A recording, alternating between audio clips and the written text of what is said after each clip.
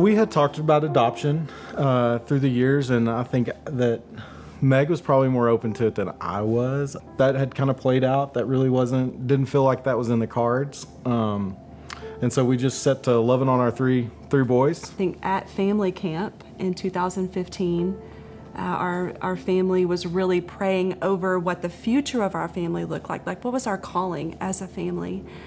And that's when Zach shared with me that the Lord was also stirring his heart. And I had heard the Lord tell me, through the Holy Spirit, tell me, get your house in order. And at that point, I didn't know what it meant. And so our prayer that we started really fervently praying with each other, with our family, with the boys, was God, let us have our open hearts, open hands, and let our feet be willing to do whatever it is you call us to, and make that path known. And so we were teaching a third grade class at the time, and at church, and this little girl comes into our class, Grace, and we instantly... She comes bounding into our class. She runs in. Yes, knowing very little English, but having a smile that lights up the room. The moment I saw Grace, the Lord very clearly said, love her. We found out a week or two later she's in the wrong class. Should have been in the fourth grade class. We didn't have the heart to send her there, so we just kind of kept her. And so she kept coming. We just kind of kept loving on her. Didn't know a lot about her family situation, and so that kind of went on all that year. And then that summer, Meg was volunteering with the youth program there, and there's another little girl hanging out, Esther. The moment I saw Esther, the Lord said, see her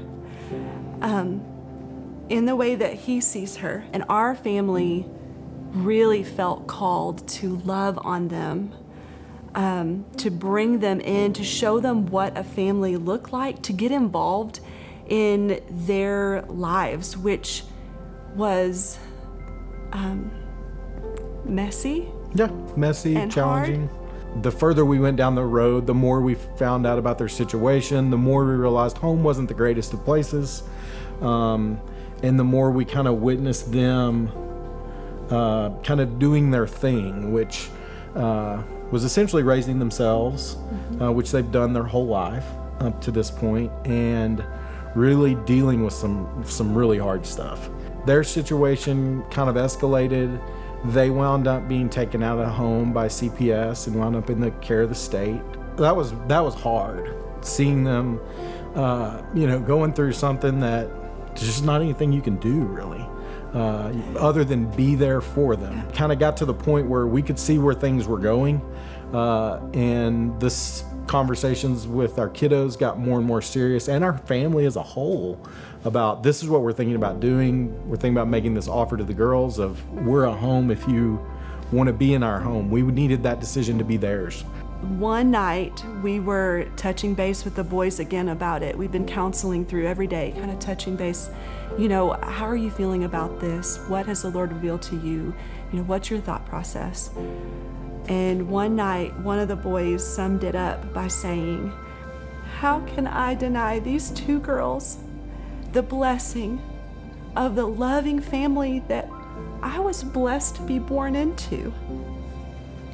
And that was really a turning point where all of us looked at each other and we knew we were on the same page. Their case was to the point where they knew that adoption is what they were facing, and so they made the decision pretty quickly. That's what they wanted to do.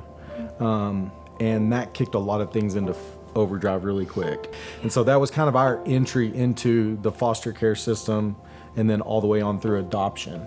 The girls moved in.